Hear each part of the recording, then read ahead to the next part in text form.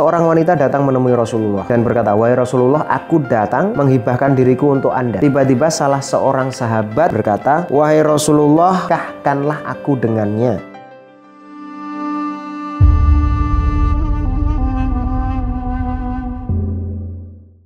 Sahabat muslim yang dirahmati Allah, hadis ke-64 adalah hadis yang diriwayatkan oleh Imam Bukhari dalam Kitabun Nikah, bab membaca Al-Quran dengan hafalan.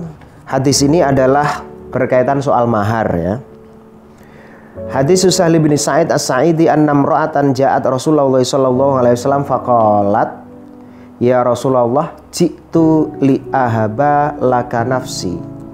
Fanadhara ilaiha Rasulullah sallallahu alaihi wasallam fasa'adan nadhara ilaiha wa sawwabah. Summa ta'ta'a ra'sahu. Falamma ra'til mar'atu annahu lam yaqsi fi ma syai'an jalasat faqama rajulun min ashabi faqala, "Ya Rasulullah, illam yakun laha biha hajatun fazawwijniha." Faqala, "Hal 'indaka min syai'in?"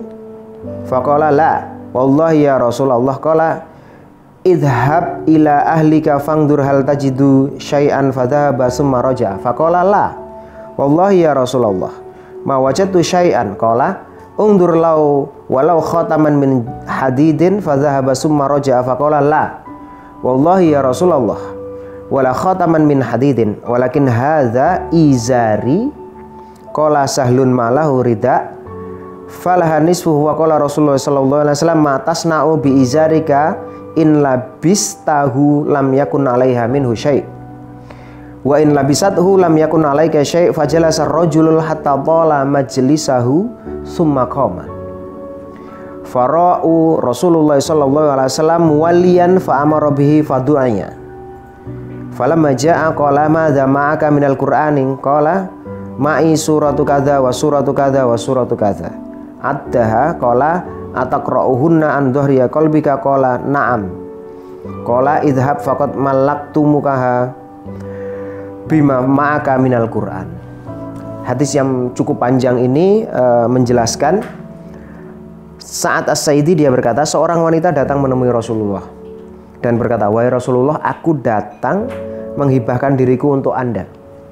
Rasulullah memandangi wanita itu, beliau arahkan pandangannya ke atas dan ke bawah lalu menundukkan kepalanya. Ketika wanita itu melihat bahwa Rasulullah tidak memberikan putusan apapun terkait dirinya, dia pun duduk. Tiba-tiba salah seorang sahabat berdiri dan berkata, "Wahai Rasulullah, jika Anda tidak berhasrat kepada wanita itu, nikahkanlah aku dengannya." Beliau pun bertanya, "Apakah kamu mempunyai sesuatu yang untuk dijadikan mahar?" Sahabat itu menjawab, "Tidak, demi Allah, wahai Rasulullah." Beliau bersabda, "Pulanglah kepada keluargamu dan lihatlah apa ada sesuatu yang bisa dijadikan mahar." Lelaki itu pun pergi, kemudian kembali seraya berkata, "Tidak, demi Allah, wahai Rasulullah, aku tidak mempunyai apa-apa." Lihatlah lagi, meski yang ada hanya sebuah cincin dari besi. Lelaki itu pergi kemudian kembali dan berkata, "Tidak, demi Allah, wahai Rasulullah, meski hanya cincin besi, akan tetapi aku punya kain ini." Sahal berkata, "Dia tidak memiliki kain kecuali setengah." Maka Rasulullah bersabda, "Apa yang kamu lakukan dengan kain itu? Jika kamu memakainya, dia tidak akan dapat bagian karena saking kecilnya ya.